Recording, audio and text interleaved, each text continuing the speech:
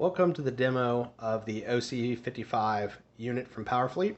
It has two parts. It has the flashing strobe and alarm, and it has the display unit. I'll show you some of the basic functionality of this unit. So you can log in using either a PIN code or a HID prox card. So I will present the prox card to it, and it takes me into the pre-shift checklist. Now, you can do this every operator or the first operator each shift. It's fully programmable. So usually I do a split checklist, meaning that I do the items that I have to visually inspect first, and then I turn the engine on and I do the things that I have to do functional tests on. So are the tires okay? I'll check them and put yes. Are the forks okay? Yes. Overhead guard. Chains, hoses, and lifting mechanisms. We'll say I fail this one.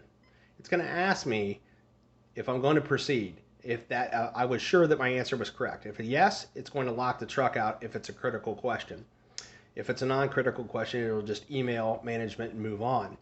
But in this case, I'll say no. I hit it by accident, and it will take me right back into that question again. So I will pass it this time, and it wants me to start the engine now. So I'm going to hit the engine starter. You won't have a key any longer. So that's how you start it, just like a car. And I'll ask, the brake's okay? Yes. I'll test my steering, beep, beep. All controls functioning properly, safety devices adjusted to working properly, and it tells me a number of things here. So it gives me the date, the time, the hour meter reading, the operator, maintenance due, and gives me a safety message.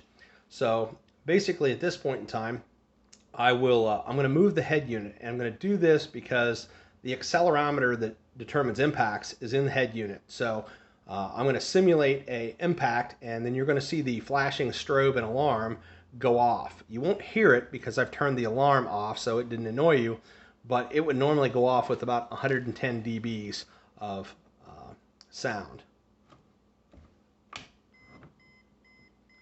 So it's counting down. It says it had a G-force impact, and it says lockout in 3, 2, 1, and it lets the operator know the device is now locked out. Now you can have a 20 or 30 second countdown timer if you'd like, but basically the device is now locked out. Now if an operator would try to come badge in again, it's going to tell them they can't because there's been an impact and they're not of the right type to be able to do that. So how do we reset that?